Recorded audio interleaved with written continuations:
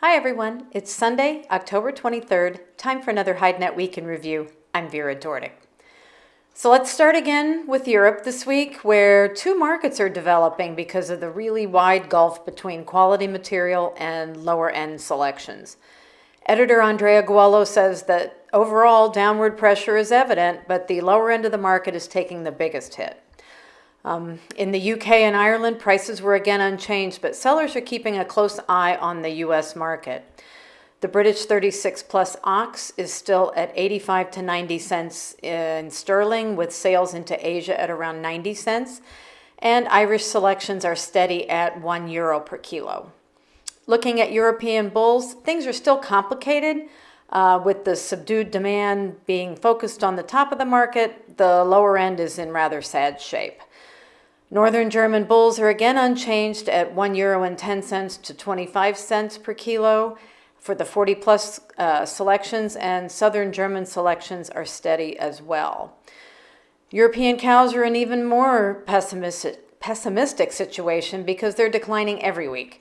Sales remain very low, and this might not be the end of the downward slide. In the veal sector, the high price levels are in line with last week, and they look to stay that way. In his analysis, Andrea looks at the disparity in prices and how U.S. and Brazilian material fits into that picture. He also discusses the status of various destinations for leather. Turning to the U.S., it was a bit of an odd week, with some sellers traveling in Asia ahead of the Bangkok Fair and very little being offered by packers. No one was saying that sales were great, so it was probably much like recent weeks. Looking at heavy Texas steers, trading was still pretty limited, and as you know, footwear is not exactly booming right now, so some steers aren't as popular.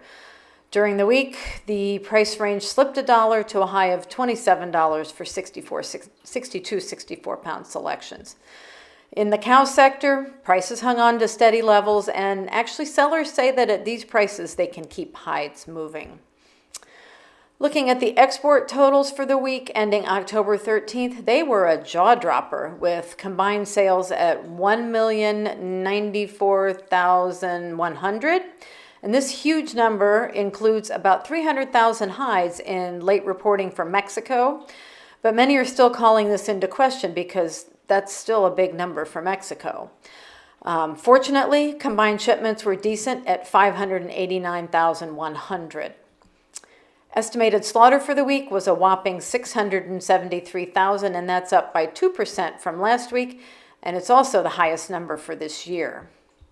Turning to South America, editor Ronald Guial reports that, again, both raw material and TR1 prices declined.